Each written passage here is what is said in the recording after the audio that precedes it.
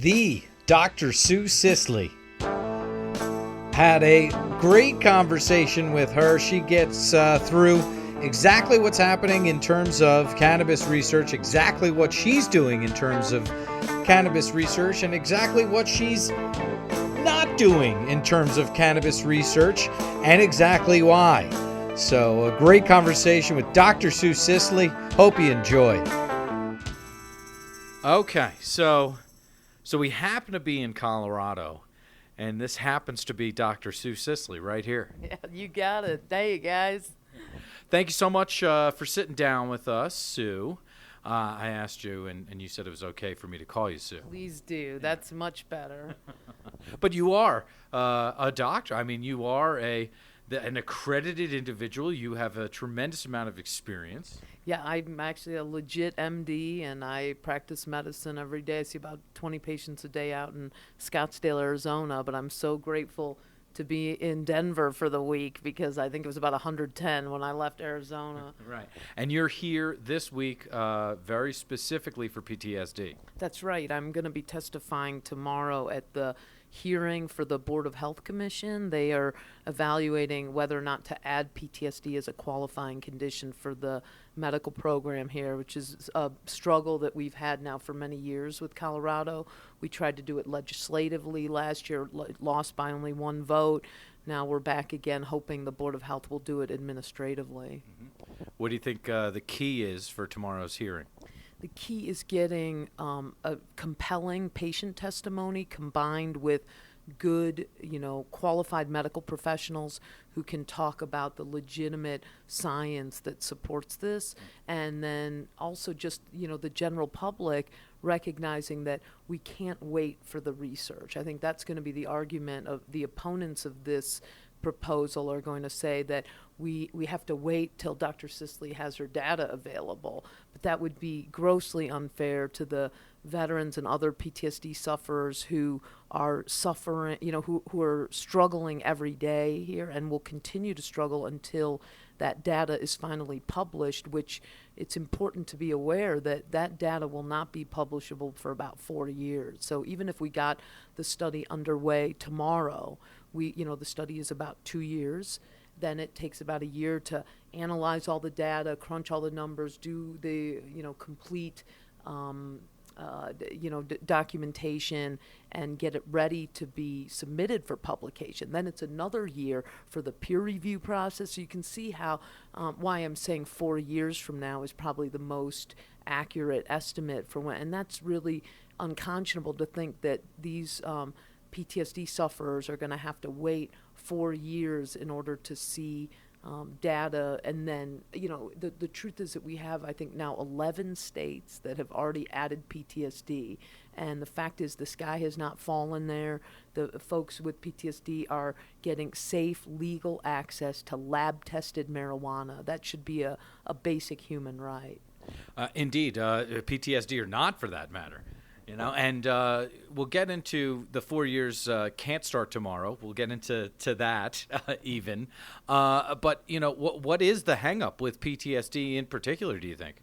I think there's a lot of opponents of medical marijuana who believe that adding any psychiatric condition to the list of qualifying conditions is going to open the floodgates, and suddenly they're going to see a giant influx of patients trying to gain access to the program. But the truth is that these patients will continue to have access to marijuana whether it's legal or not. Yeah. So all you're doing is forcing them onto the black market. You're forcing sick and debilitated patients to go meet people in dark parking lots and access marijuana that has not been lab tested, that we don't have any concept of what type of contaminants it might have, what the cannabinoid profiles are. So I think it's just a very it's almost immoral to keep pushing the. Here's where I'm coming from. I took an oath when I became a doctor that the AMA talks about our code of ethics all the time. And the ethical code says we will abide by the laws of this country, and if we don't agree with the laws or we believe that the current laws are detrimental to our patients, that we have a duty to change the laws. And that's why I'm here this week, to try to urge the health department, the Board of Health, to do the right thing here.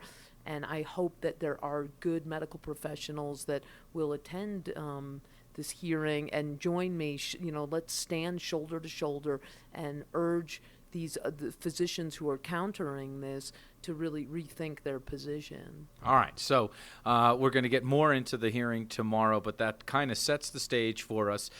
We understand that you are a legit MD, as you say, which is great. But let's go back all the way to the beginning, if you will, if you don't mind. You say you live in Arizona. Were you born in Arizona, like Steve Martin's King Tut?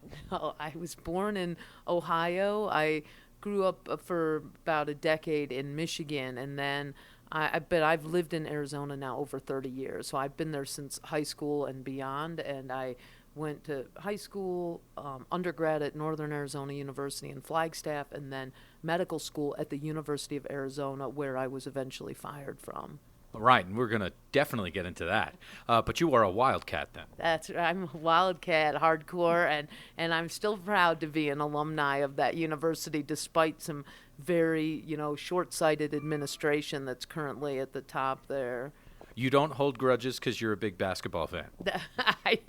I don't hold grudges because I know that ultimately the cause of scientific freedom will prevail, and these, Neanderthals that are currently running the university will be gone soon. Yeah.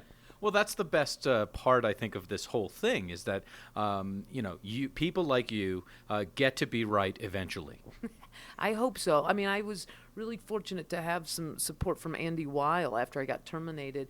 Dr. Weil is on faculty at the U of A Medical School. He's the head of the integrative medicine program. And when he started there, I don't know, a couple decades ago, he was actually one of my attendings, one of my teachers at the medical school. And I remember that he had a long-term struggle with the university administration back then because his thinking was outside of the normal, of the conventional realm of medicine. And so a lot of the university administrators were concerned about his work and felt that it might reflect badly on the university itself. But the good news is that he persevered, and now he is a giant name in healthcare, and he's doing what he wants to do. Right, and so we're getting there step by step. So let's just Ohio and Michigan. Let's touch on those quickly because they were before you were in high school. But how much do you remember? Not much. I just remember it was freezing, and I'm so happy to be in the desert now. All right, fair enough. So good. So we've made it out of the cold into the desert. You're in high school. What is high school Sue Sisley like? A theater fanatic. I was doing a lot of performing and student government, and I was really already passionate about social change, reforming public policy, and that carried on then when I went to NAU, because Flagstaff is a very, the university in Flagstaff is very geared toward community service and community participation and social change. So I was, it was a perfect environment for me to kind of gain my skills about how to change public policy. Okay, but the public policy was already baked in by the time, no pun intended, by the time we got to Flagstaff. Let's talk about growing up, mom and dad at home. What were those influences like that public policy became important to you? Yeah, my parents were both born in Israel. They're both from Tel Aviv. They grew up in a very secular environment, and they came here, and their goal was simply to be, they were extremely proud to be American citizens. It took them over 15 years to naturalize. So it was a huge, very complex process. So by the time they finally gained citizenship, they were the most patriotic people I ever knew. And they are, my mom is a physician. She's family practice. And my dad was an engineer who was, really gregarious and, just he ended up becoming the office manager for my mom and I were in practice together. We were the only mother-daughter physician team in Arizona for a long time. And my dad, managed the office, and it was just a great gift to be able to drive to work with them every day, back and forth, and have really meaningful discussions with them. And so I continue to live next door to my mom, who is, finally retired this year at age 80. We finally let her relax a little bit. But she's, I was just really fortunate to have parents who really valued the rule of law here. They wanted to be part of the community, but they also wanted to be. They didn't want to be very high profile, and so this was a real dilemma when I started becoming involved in public policy. They got very nervous because they felt that this was so foreign for them. But then they saw that I was, doing something that was really important, that I was trying to. And then my dad got sick. He got an end-stage rectal cancer, and so he ended up, how do I say? He ended up fairly emaciated after about a year of chemo. He lost over 100 pounds, and at that point, I was just starting to learn about marijuana from the veterans in my private practice, who were teaching me about how they were using cannabis to manage their symptoms.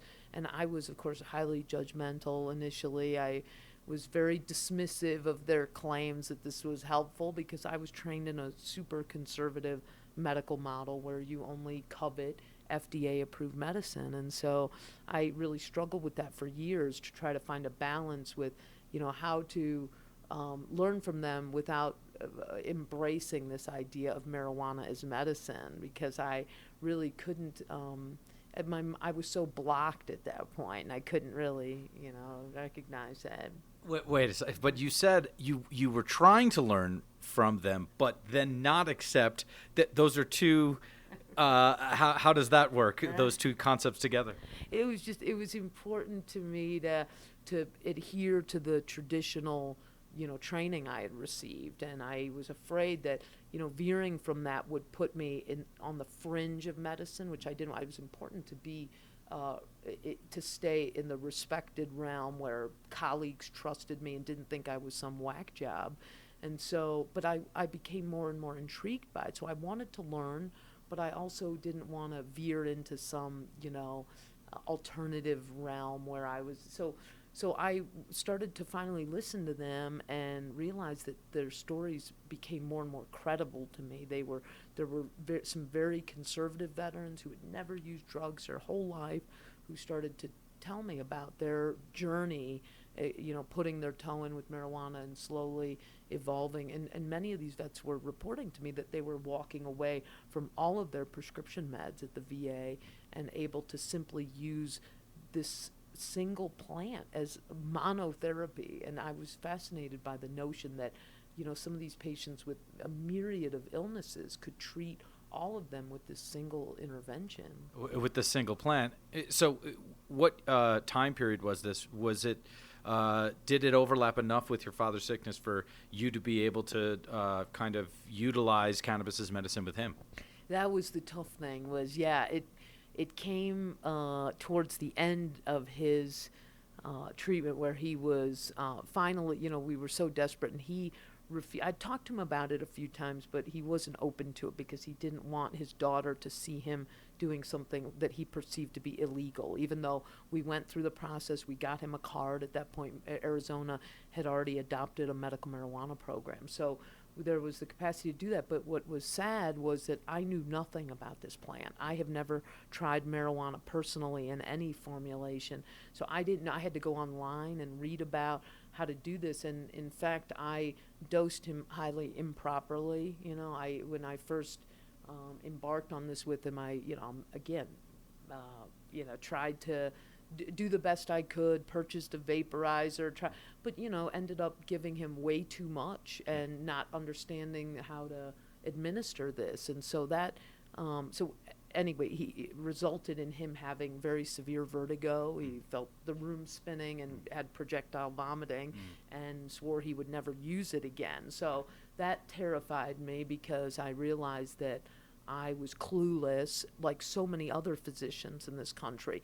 We don't learn anything about the endocannabinoid system in medical school, in residency training, even though this, this homeostatic mechanism is known. Every human body has an endocannabinoid system that was discovered in the 80s and further elucidated in the 90s, and yet no medical schools to date teach this material, and that's very sad.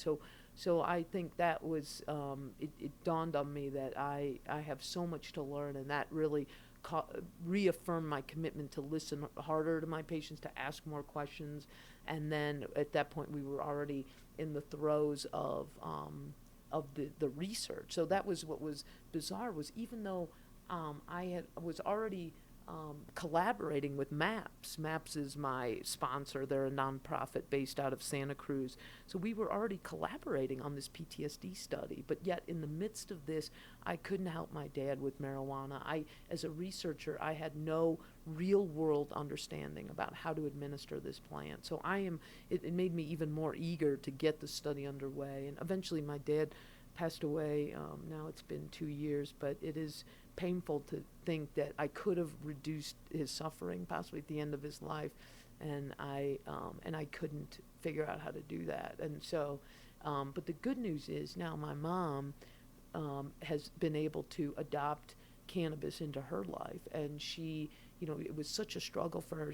They had a very intense 60-year love affair that was, really serious romance, and they, after he passed away, my mom could not sleep for months and months, and no conventional medicines would help her. And so eventually the marijuana that was left from my dad's illness that he refused to touch again became something that she started to experiment with. And I was really pleased to see that she was getting tremendous benefit just from utilizing a minuscule amount at night. She could take 2 or 3 puffs off a vaporizer and get a very sound sleep and wake up feeling refreshed for the first time in years. So, I mean, that's flower. That's not even a specific CBN type solution for just the sleep that Dr. Sue Sisley administered for her. I mean, no, that's what's great. You're right. I mean, that's the interesting thing about physicians, is that we're so desperate to have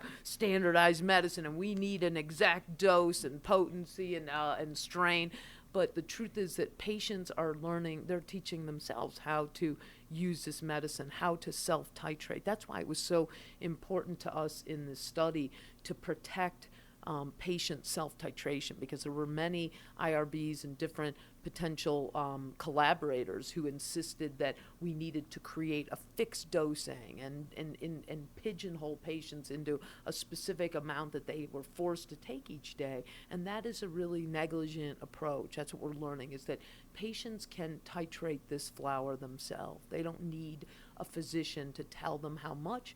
And the reality is that many of the medicines I prescribe to patients every day require self-titration. And so it's absurd for us to argue that marijuana is the only treatment that requires that. It's not true. And I think that we need to trust patients to treat themselves. And patients are already proving for so many years now that they know how to do that. Right. And so if you give me just a canister full of pills that are a certain amount of milligrams, it's up to me how many of those pills to take for my pain management. Why do we have to then be overbearing with cannabis, right? That's a good point. I mean, and the truth is that, the opioids that we give patients, of course, are resulting in a tremendous epidemic of overdose fatalities, and yet we still haven't seen a single documented death associated with marijuana. There's nobody who's been able to prove that marijuana even has what we call an LD50. It's that there's, in pharmacology, we talk about LD50 as a lethal dose. Mm-hmm. What's the lethal dose? There is no lethal dose in marijuana. Nobody's been able to prove that it exists. So it's really disheartening to me. I looked at the data from the health department in Arizona last year, which showed we had 1,700 overdose deaths from prescription meds last year, but we still don't have a a single, despite what the county attorneys say, because in Arizona we have a campaign called Marijuana Harmless, ? Think again. And it's instituted by the County Attorneys Association. It's called MatForce. They run around trying to brainwash elected officials about how deeply dangerous marijuana is. And one of the attorneys there had authored an article saying there were hundreds of deaths associated with marijuana, and it created all kinds of hysteria that, oh my gosh, look at how negligent, and the truth is, I think the one thing we do definitely need to control certainly are pediatric exposures, but it's no different than any other, toxic medicine that we give to parents, that parents are required to be responsible, to lock them up, to keep them away from kids. And as long as we can, find reliable parents who can do the right thing with all of their medicine, including their marijuana, then we should be able to prevent these pediatric exposures. Yeah, I feel like if we know what to do with Oxycontin and children.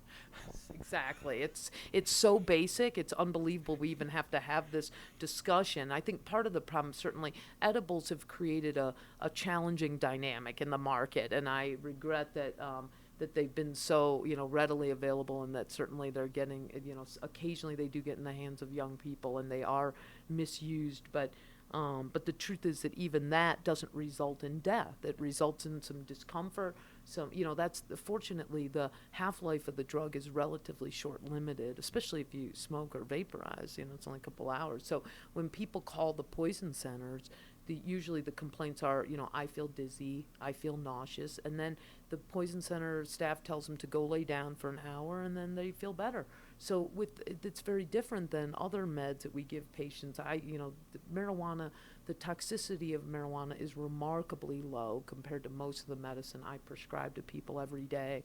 And a lot of physicians argue that marijuana is no more addictive than a cup of coffee, and I think that's true. If you look at caffeine, caffeine dependency can cause addiction and withdrawal when you stop it.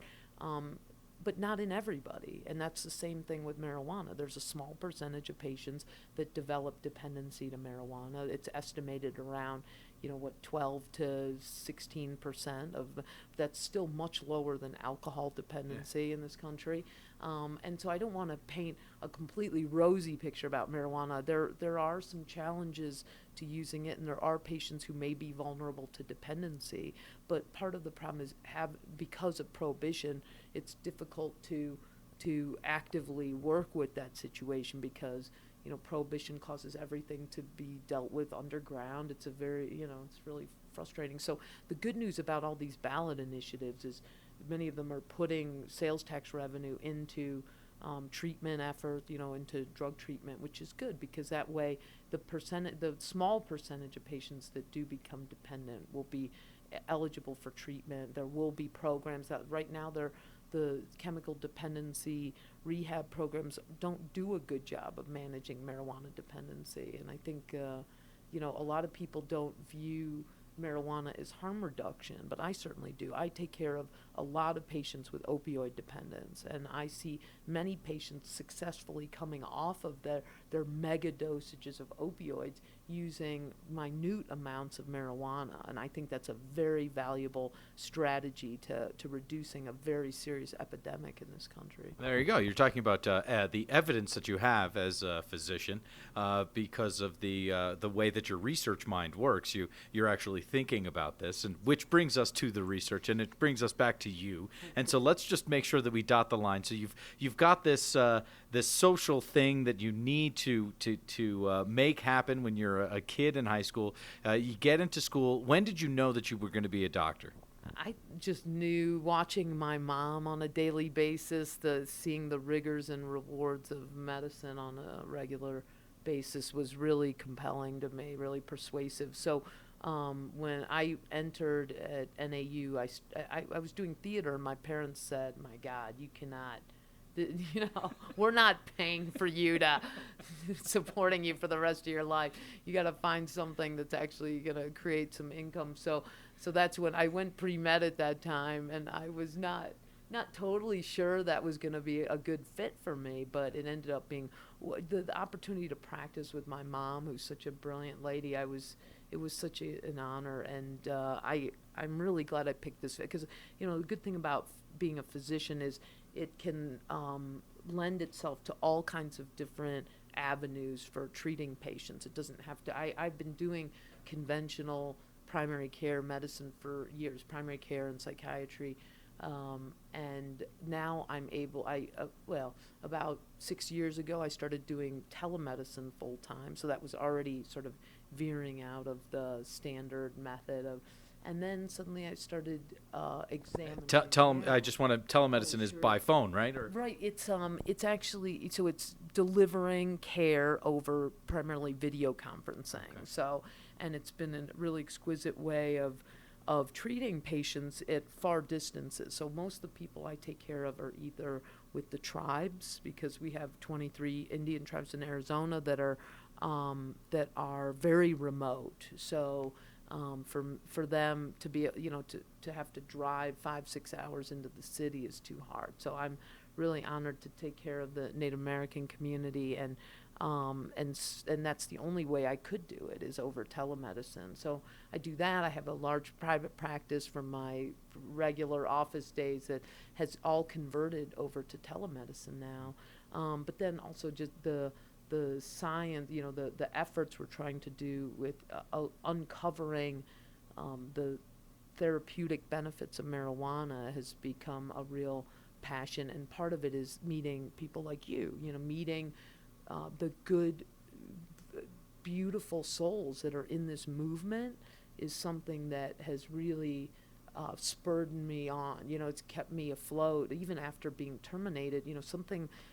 Being stripped of all of your work at the university where you graduated from, it could be professionally devastating for a lot of people. But because of the immense amount, this groundswell of support from this marijuana movement, I just never looked back. I never actually viewed that as harmful. I always felt like they actually gave us a big gift by being fired. It let us kind of go take another path and score more yards in another venue. So. There you go, and I tend to agree with you. Because we all know your name now, and maybe we didn't before. So you brought this up twice. Let's just actually go through the iterations of exactly what happened here. When did this? When did you start working there, and then when did you notice that there might be an issue? I think it was about 2006. I became an assistant professor at the U of A College of Medicine. And then I was hired on to do telemedicine. I was the assistant director of telemedicine in the Phoenix campus of the medical school. And so I continued to see patients there half-time until last year we were handed a grant by the state health department. So it was at the end of 2013 we were awarded a large grant to educate doctors about the medical marijuana law, and it was fairly unprecedented, but it was incredible effort because we are really fortunate in Arizona that we have a $9 million surplus from our medical marijuana program, and that is money is voter protected, so it can't be swept by the legislature, which infuriates these electeds because many of them are highly opposed to the medical marijuana program. They resent the voters who approved this program, and they certainly resent the fact that now it's accumulated, $7 to $9 million over the course of 5 years, and then they can't access it. It's really upsetting to them. So that's sort of what put me at odds with this, with some of these very hyper-conservative electeds, because they are trying to take all of that money and put it into prevention. We are trying to take a small portion of that money and put it into clinical research. And I was doing that in conjunction with the Arizona Medical Association. So the collective voice of physicians in the state of Arizona agreed that this money should be used for marijuana research. They pushed a bill through the legislature that would have enabled that, and that's what then put me at odds with these extremists who didn't like my advocacy and felt that, hey, you're a government employee, you're not allowed to do that. I said, not only can I do it, but I'm only half-time, so I have non-working hours each week where, non-university hours where I can participate in political activity.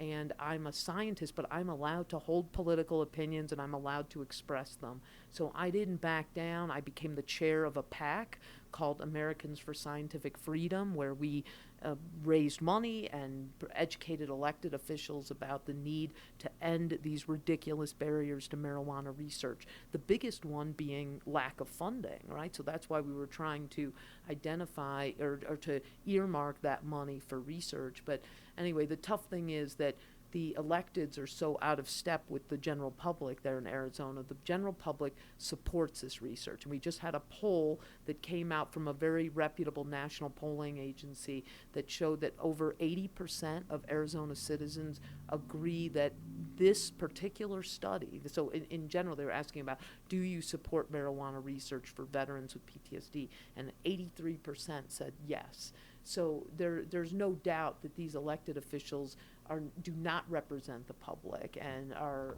83%. Yeah, it was pretty impressive, and I think it confirms what I've already been feeling, because after I was terminated. Well, wait, you didn't I didn't do the terminations. Right. Well, then what happened was finally, in June of last year, I received 3 letters on the same day from the U of A, all at, a Friday at 5 p.m. All 3 letters showed up saying that I had been stripped of all of my positions. So I had 3 different contracts at the U of A, which were all ended. They call it non-renewal of that's why if you ask the U of A whether I was fired or not, they say, no, she was just non-renewed of all of her contracts on the same day. So I was, those were removed with no due process. There was no fair hearing. I'm not tenured, so I was not entitled to any of that. And we went through an internal administrative process, and that, of course, that appeal was ridiculous, where you appeal to the same person who fired you, basically. Right. And so that went nowhere. And then there was an effort. Many of the veterans were trying to raise money to sue the university, thinking that, and maybe the Board of Regents, feeling that this was an unjust firing. But the good news is, after many months of, thinking about this, I realized that, after being terminated, I got, our study got a partnership with Johns Hopkins. We received this incredible $2.2 million grant from the Colorado Health Department. And we all decided that the best thing to do was leave the University of Arizona in the dust, and we have. And I think we've proven, by persevering and being, keeping our eye on the goal, which is to implement this study once and for all, that we've been able to create a victory for scientific freedom. We're keeping it in the location where it was, where the study was originally conceived. A lot of people assume because we got a Colorado grant that we're moving the study to Denver. No, we're keeping it right in the backyard of our opponents. The people who tried to run us out of town are going to be forced now to examine this study, because it's going to be happening right in front of them. And I'm very proud of that. As soon as I got terminated, I was able to secure IRB approval in the private sector. So what happens is, every time you do a study on human subjects, you have to secure approval from an institutional review board. And the IRB is a committee of, a variety of lay people, scientists, doctors, lawyers. And so each time, so we had IRB approval from the University of Arizona back in 2012.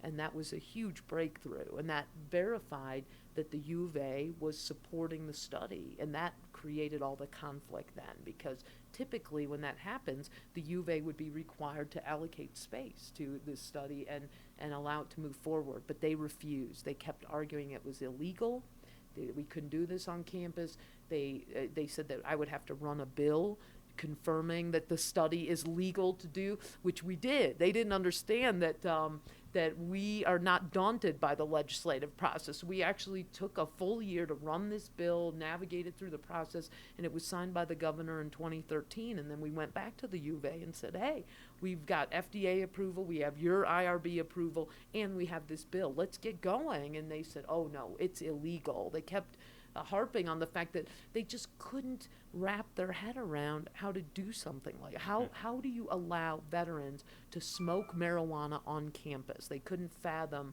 how that would ever be possible without threatening their federal dollars. That's what kept coming up in the discussion is they were worried that all this federal money that they draw down from all these different grants might be harmed by this type of endeavor. Yeah, well, you can't harm the money. I mean, forget about the veterans, but the money, please. That's right. And I remember sitting on conference calls with department heads where they would talk about their fears of having veterans wandering around campus. We can't possibly have veterans with PTSD who fought for our country. That's right, interacting with our students. And I said to them, I've never felt unsafe around these veterans, so I'm not sure that that's a reasonable concern. But if so then they tried to examine places off campus, or they just didn't like the optics of having this type of marijuana research on their property. And the threat of finance. I mean, it wasn't just optics; it was the threat of finance. But so you have come a very long way. Because I know this Sue Sisley. I don't know the Sue Sisley that wanted to be straight and narrow, and you know what I mean. Yeah. So like, where did that journey? You're talking about over really like a 9-year period, so that is a fair amount of time. But you went from black to white or whatever it was, right?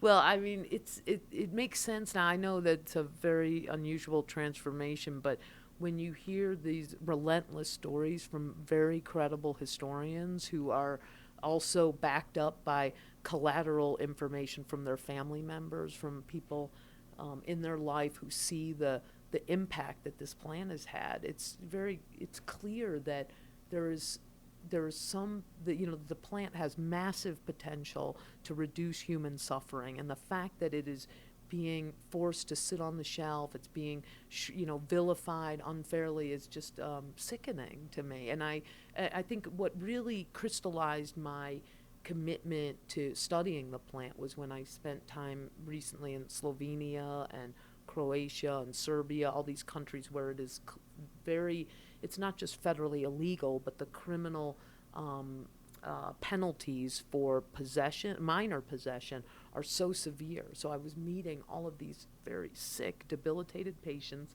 in these foreign countries who had spent years in jail for their devotion to growing 3 or 4 plants in their yard.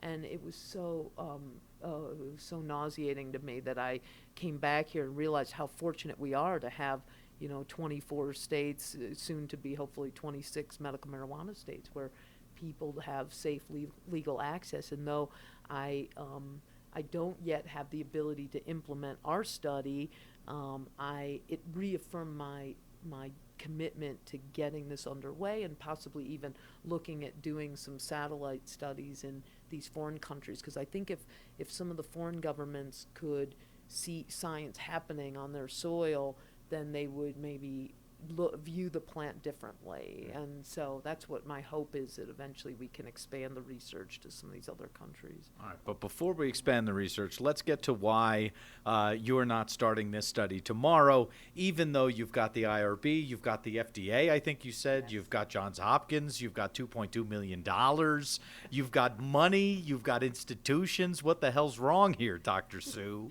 It's called the NIDA monopoly. So NIDA is the National Institute on Drug Abuse, and they have a government-enforced monopoly on the only legal supply of marijuana for any of these FDA-approved trials, or even just general randomized controlled trials. So anytime you try to build a real experimental design around whole plant marijuana, you're going to be required to purchase marijuana study drug from NIDA, and NIDA has this license from the DEA. It's the only federally legal supply in the country.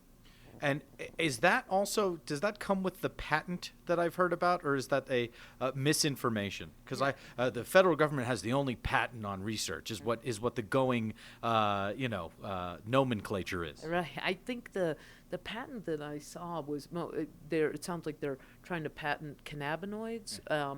And that makes sense. I mean, I think that even our government is recognizing the therapeutic benefit, even though they continue to classify it as Schedule 1. So, but that doesn't, it's a separate issue. What happened in the Controlled Substances Act was they granted DEA to be the only legal supply of, they were allowed to create one legal supply of marijuana in the country, and they claim that they are backed up by an international treaty, that this international treaty says you're only allowed to have one supplier, but that treaty was not designed to block marijuana research, and that's what's happening now, is the DEA is using this as a method of impeding marijuana research. So NIDA has a mission to curb illicit drug abuse. So that's what the conflict is, because NIDA doesn't greenlight any studies looking at efficacy generally. I mean, they have some,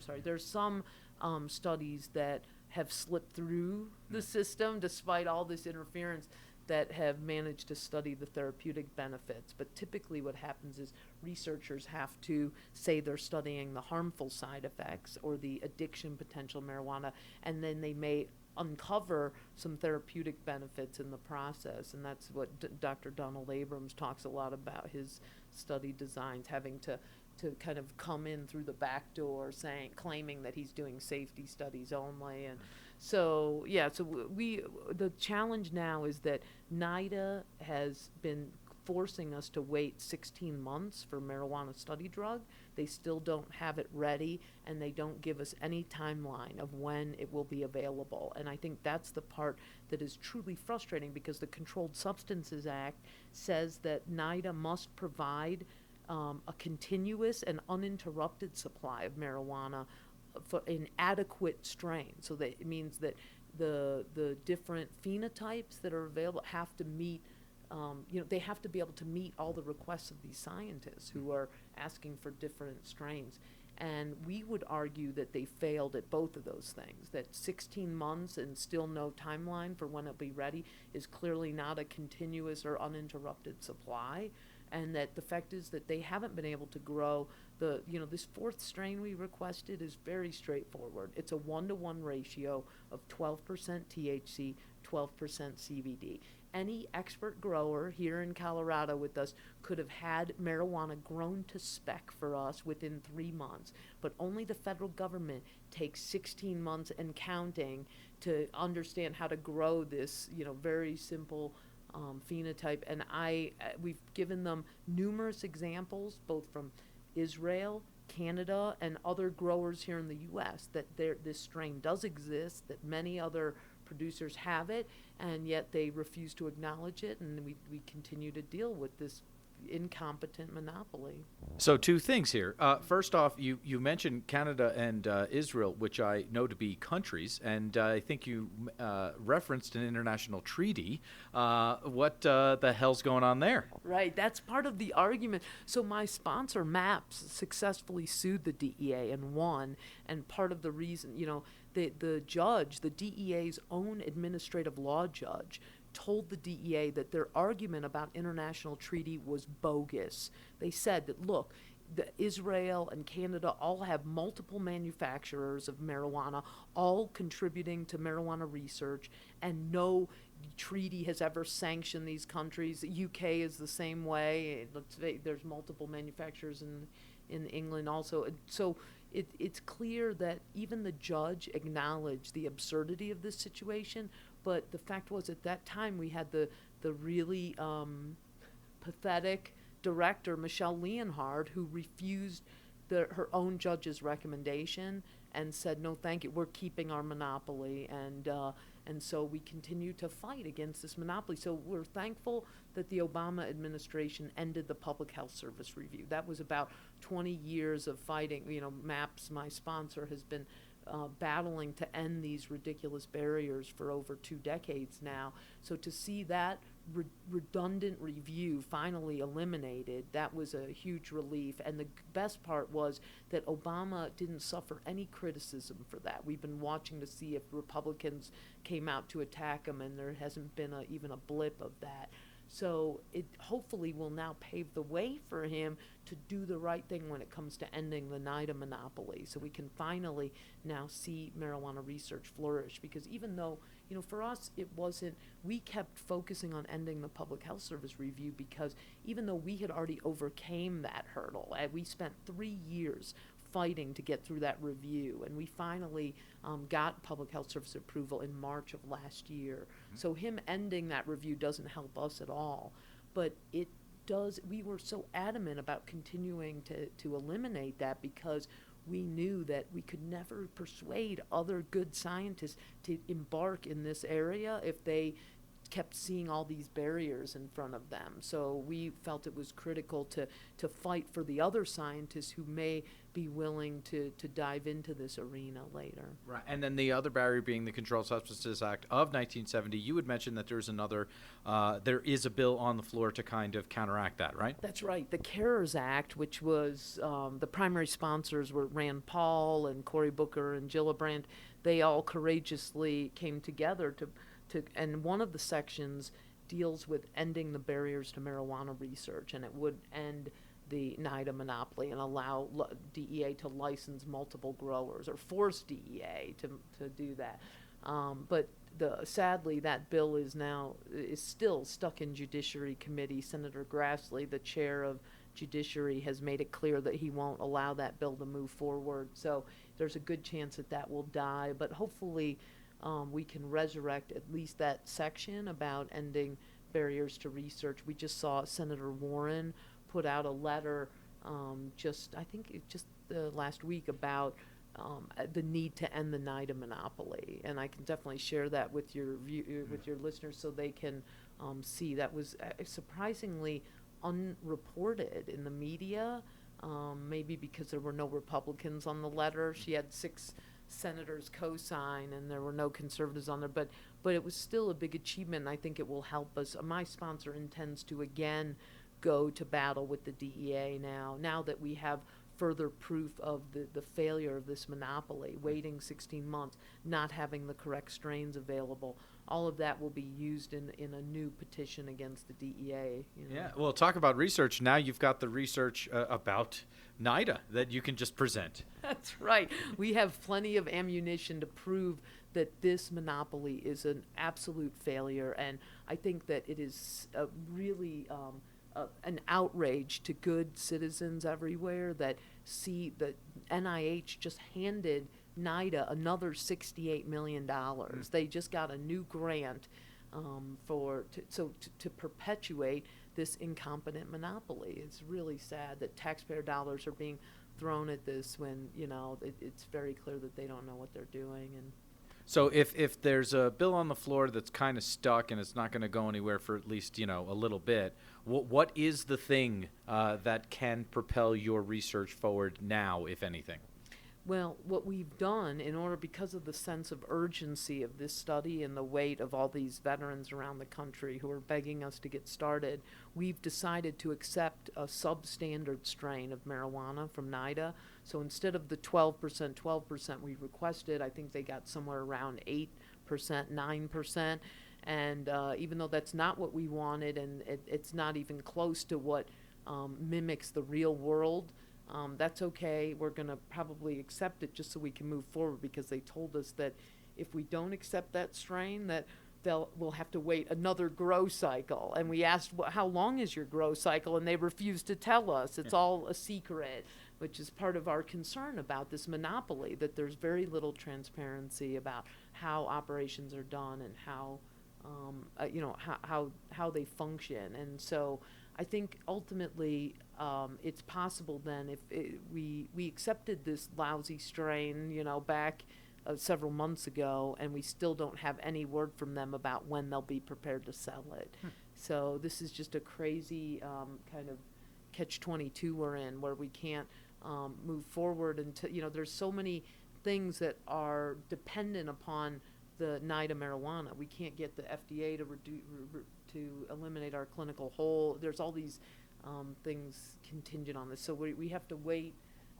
But in the meantime, I think the main concern we have is that Obama administration could end the NIDA monopoly with the stroke of a pen, and that's what we're really hoping, is that this letter from Elizabeth Warren and these other senators will urge both the Obama administration or the director of HHS, both the Secretary Burwell and Obama could end this administratively. We don't need congressional intervention. We were just trying that route because, or Senate intervention. We were trying to use the CARE bill to leverage this because we didn't see Obama taking any action. But it's possible, hopefully he'll just, be inspired to move forward on this now. Well, I mean, you've got your Senate Democrats. What about your, Republican congressman?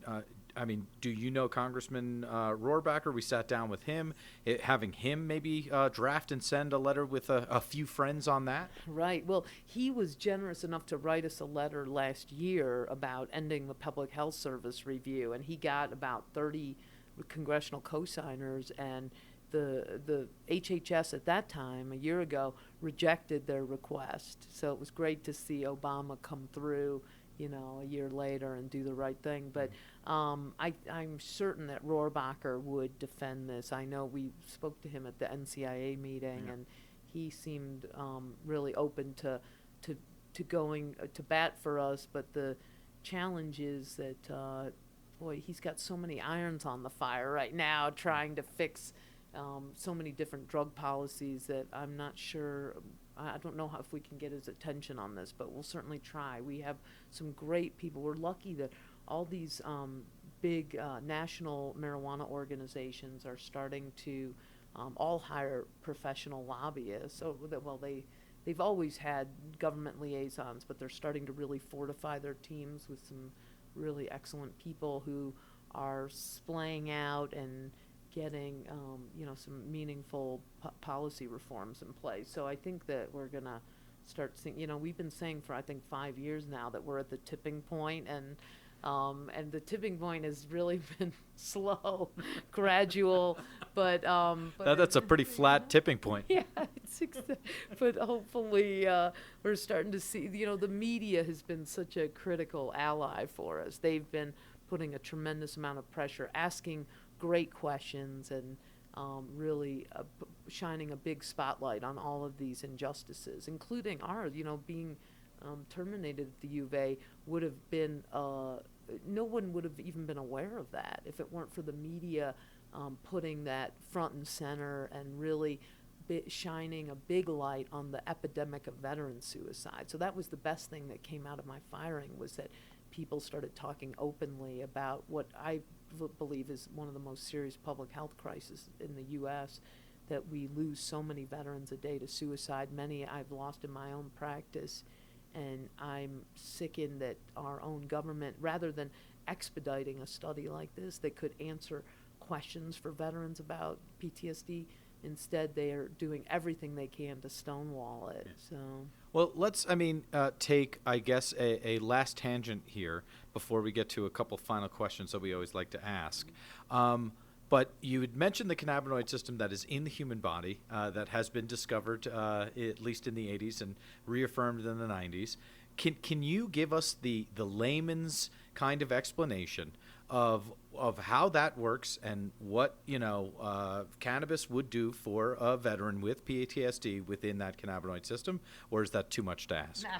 Well, I'll take a stab at it, and of course this is theory that needs to be tested, but obviously that's what the whole conversation was. That's why we want to get this underway. And unfortunately, we're not doing, our study is clinical, so we're not doing any imaging studies or anything that would further uncover answers. But I think what I can say is that, it's clear the endocannabinoid system is basically contains both endocannabinoid receptors throughout the body, right? CB1 and CB2 receptors, and then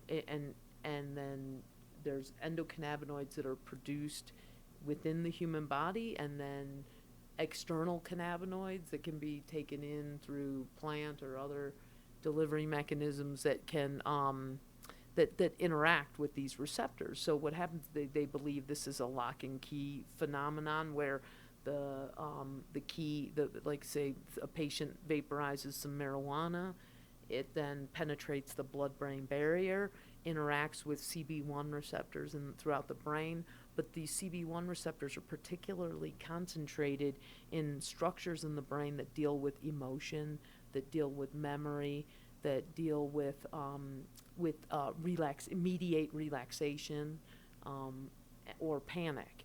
And so what happens is when the cannabis, when the cannabinoids then finally bind to these receptors, they can mediate the forgetfulness, which normally we covet having good memory, but in this, in the case of PTSD, there are memories that are important for us to be able to dismiss, to eliminate.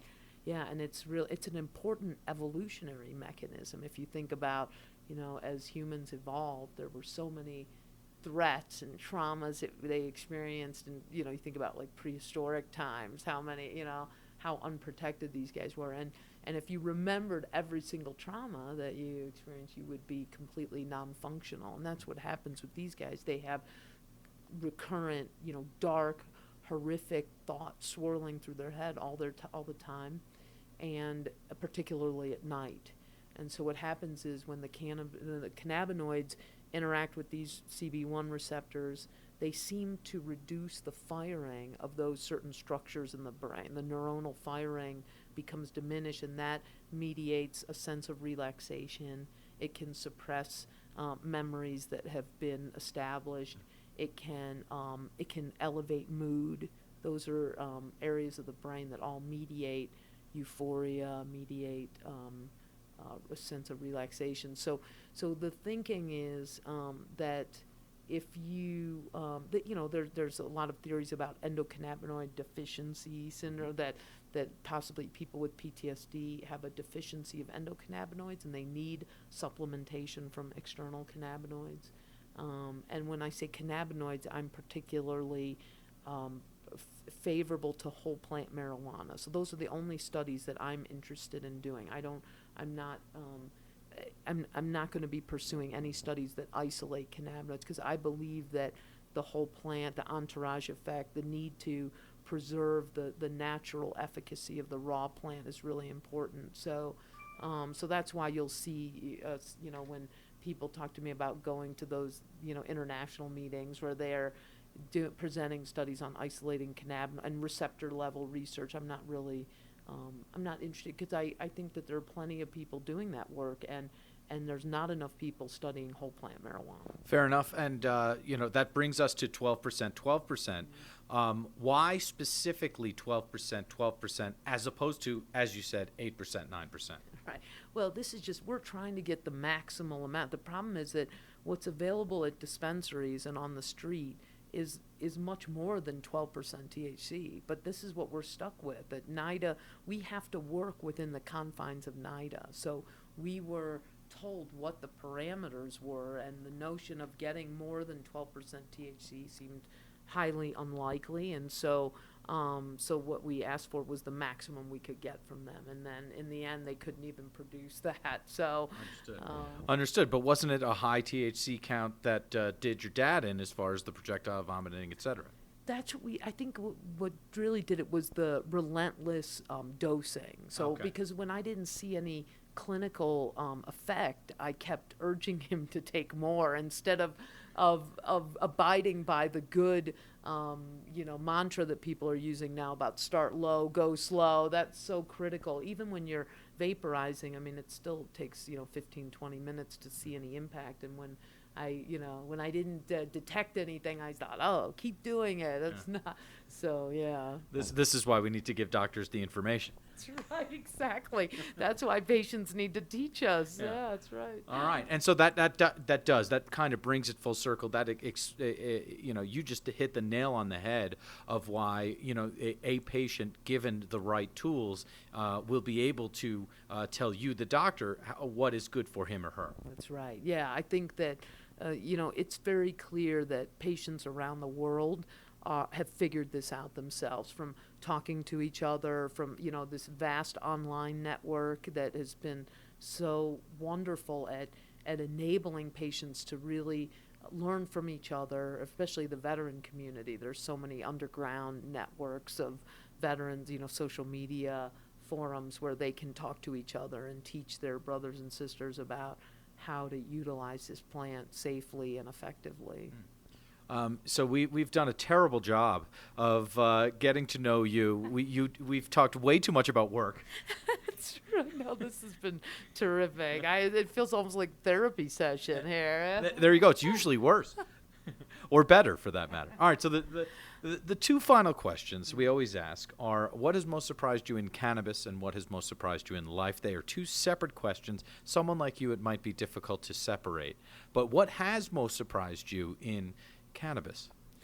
I would say I think the barriers to research have been the most shocking to me. That the fact that this is the least toxic of all the drugs in Schedule 1, and yet it has the most onerous barriers when it comes to studying efficacy. And I think I am amazed that it is easier to study heroin or LSD or MDMA in this country than it is simple marijuana. So I think it really underscores the intense politics and the very serious financial considerations of these super wealthy groups in this country, the big pharmaceutical companies, law enforcement, private prison systems, who all have a deeply vested interest in keeping marijuana illegal. Thus, any science that might legitimize marijuana as medicine, any research in that, it has to be suppressed by them.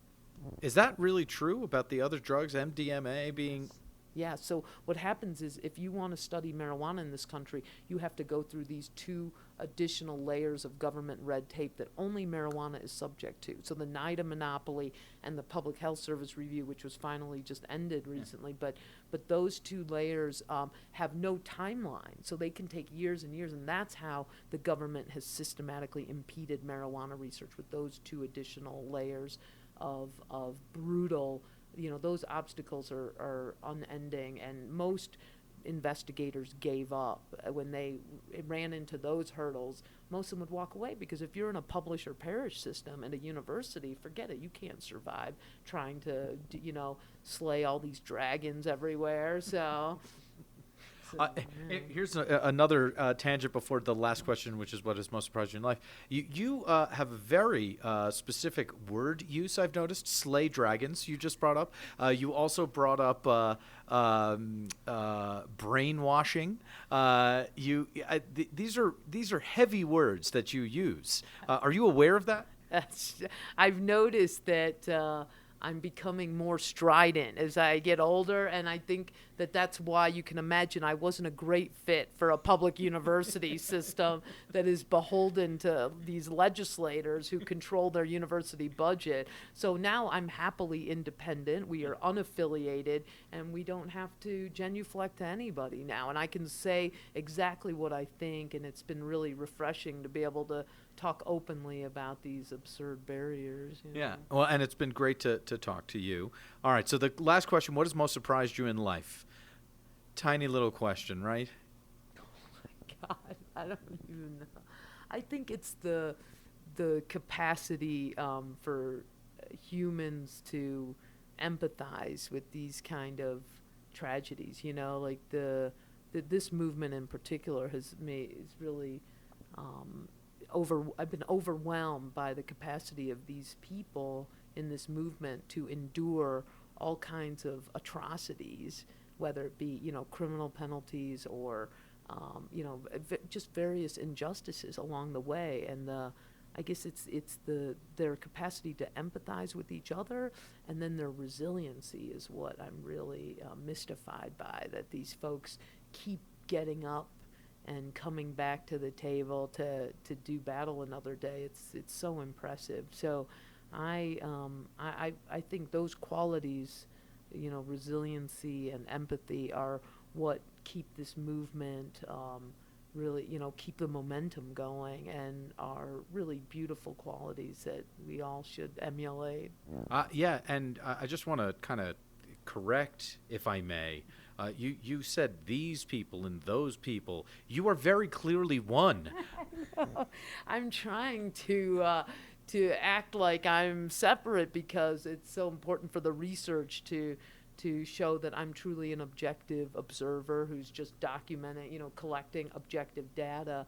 But the truth is, that I do feel like I'm an equal participant in this effort. But at the same time, I feel like I have the understanding of these folks here that they recognize that the good news about this study is it's triple blind, right? So nobody knows what anybody's getting. The study subjects have no idea what they're receiving. The physicians and the investigators are independent and blinded. We won't know what anybody's receiving. The independent raters are blinded. So it's really important that that mechanism was in place to eliminate any human bias. So a lot of people were worried, saying, oh, well, now you're an activist, and how could you possibly be able to be the principal investigator on this study if you're so embedded in this movement? And I said, that's the beauty of this, is I have no agenda going in. I've never tried marijuana, so I don't have any preconceived notions about Wait. That's still to this day you've not tried it? Never tried it. And I have no interest in using it personally. I'm not sick, I don't need it. I may be open to, someday to using it if I needed it. But right now, I'm, happily in a place where I enter this environment with no ideas about how it works personally. And I think that's really valuable, to be able to say I'm a lifelong Republican that's never used marijuana has been actually really useful in navigating all these, political challenges but I think I think there's a lot of criticism from the opponents of marijuana research who are going to try to say that our data is tainted because Dr. Sisley is so actively involved in the movement. But I know for a fact that the people in this movement are not going to chastise me if the data comes out a certain way, if it proves that marijuana is dangerous and detrimental to PTSD, then that's what the data shows, and that's what will be published. We are committed to publishing the good and the bad of marijuana. All of it is going to be put into the public domain, and I think that the people in this movement respect me enough to recognize that I will be collecting a data that is absolutely unassailable, and if it shows that marijuana is adverse for PTSD, that is going to be documented. So I'm excited about, and I'm not even nervous about the outcomes, because I know that I have enough, how do you say, I feel like the people in this endeavor have enough respect for me to know that it's not my fault either way, and I think that the goal is just to continue moving forward. Whatever science we're able to do, that we enable other scientists to get involved in this forum, that we, create as many opportunities for new research to flourish as possible. There you go. Dr. Sue Sisley, keep on keeping on. Got it. Thank you so much. I hope you can hear it. That's a great person. She really is doing as much as she possibly can, given the constraints that are, around her in terms of cannabis research. She's getting a lot done, even though, they keep throwing barriers in front of her. So Dr. Sue Sisley, thanks so much.